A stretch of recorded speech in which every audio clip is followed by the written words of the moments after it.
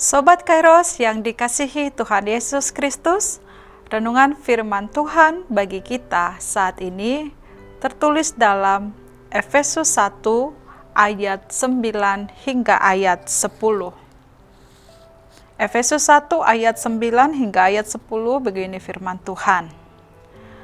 Sebab Ia telah menyatakan rahasia kehendaknya kepada kita, sesuai dengan rencana kerelaannya, yaitu rencana kerelaan yang dari semula telah ditetapkannya di dalam Kristus, sebagai persiapan kegenapan waktu untuk mempersatukan di dalam Kristus sebagai kepala segala sesuatu, baik yang di sorga maupun yang di bumi. Demikian firman Tuhan.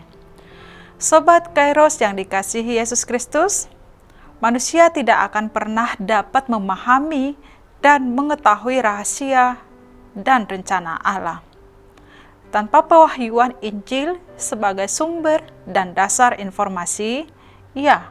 Tidak seorang pun dapat mengetahuinya.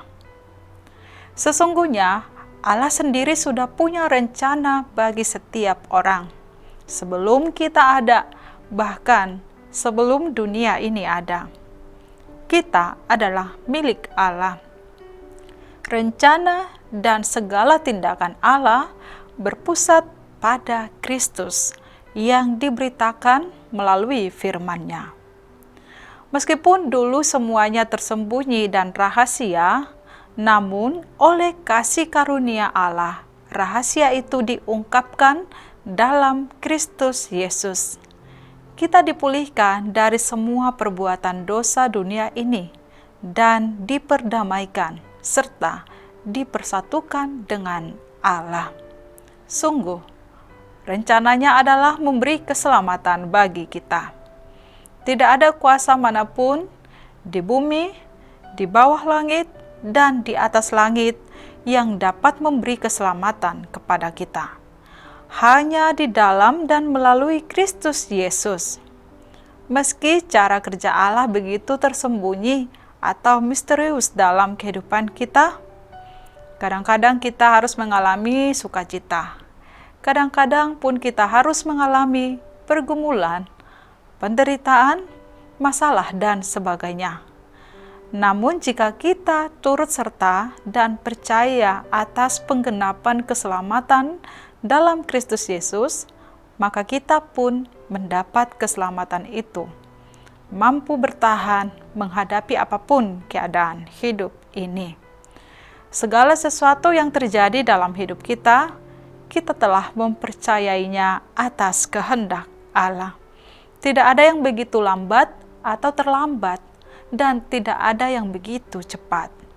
Waktu Allah adalah tepat pada waktu dan kehendaknya. Sobat Kairos yang dikasihi Tuhan, sebagai orang yang percaya kepada Allah di dalam Kristus, kita memahami bahwa hidup kita ini bukanlah karena kebetulan, tetapi bagian dari rencana Allah. Sehingga dengan demikian, kita mengerti dan tahu akan makna dan tujuan hidup kita. Mau kemana dan seperti apa yang harus kita lakukan sesuai kehendaknya.